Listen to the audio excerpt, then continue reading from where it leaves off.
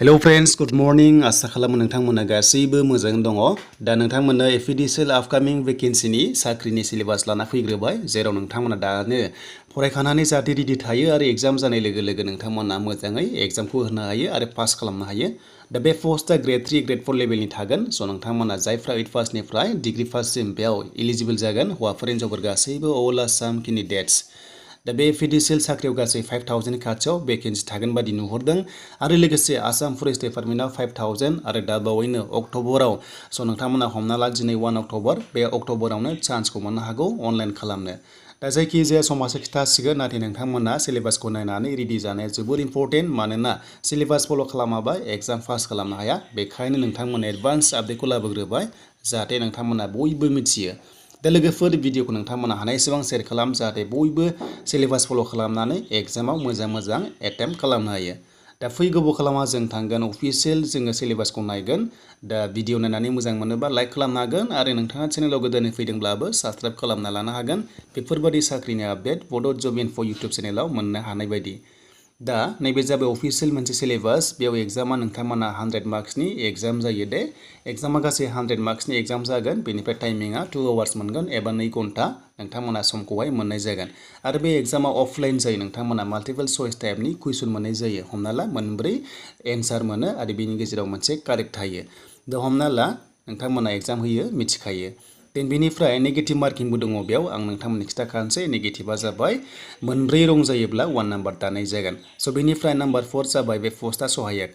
दा सहायकआव नोंथांमोना जिके मोनदों, इंलिश मोनदों, बेनिफ्राय एप्टिट्युड मोनदों, बेनिफ्राय मेथ्स मोनदों आरो बे कुइसना 10 पास लेभेलनिफ्राय दानाय जागोन। बेखायनो नोंथांमोना मोजां नायना ला। बेनिफ्राय आईटी सेक्टरनिबो दङ, गासै 100 मार्क्सनि एग्जाम जागोन बेयाव।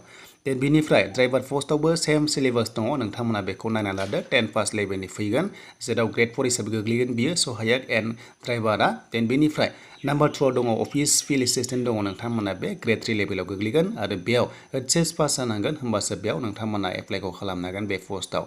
दा बेयाव इंलिश, जिके दङ, जेनेरेल एप्टिट्युड दङ, बेसिक कम्पिउटार नलेज नोंथांमोना थानांगोन, माने नोंथांमोना कम्पिउटार नलेज थानांगोन आरो लोगोसे मेथ्स दङ। 10 पास लेभेलनि बेयावबो फैनाय जागोन। 100 मार्क्सनि एग्जाम बेयाव जागोन। स' नोंथांमोना बेयाव HS पास जानांगौमोन सिगांनियाव, नाथाय देग्लाय बेसेबां लागोन मिथिथ'वा।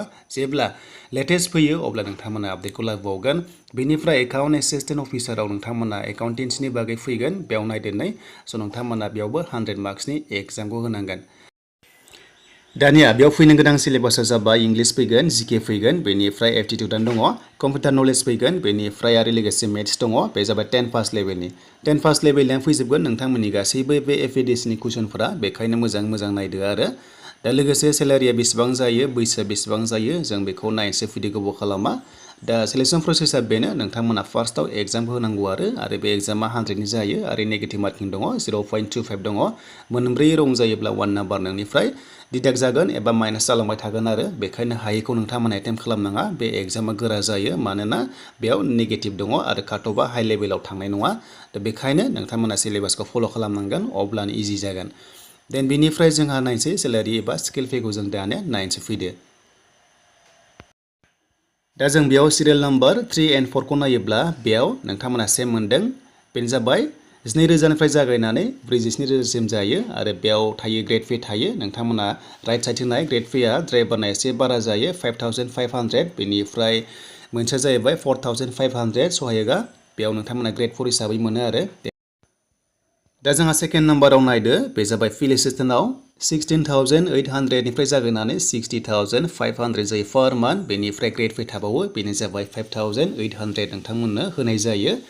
आरो लोगोसे अफिसार लेभेलाव सेम प्रसेसआनो मोनो, सेलारिया नाथाय ग्रेड पेआ बारा दङ, जेरै हमना ला 8,700 प्लास नोंथांमोना बेयाव मोननाय जायो आरो। बे जाबाय नोंथांमोननि सेलारि एन्ड स्केल पे।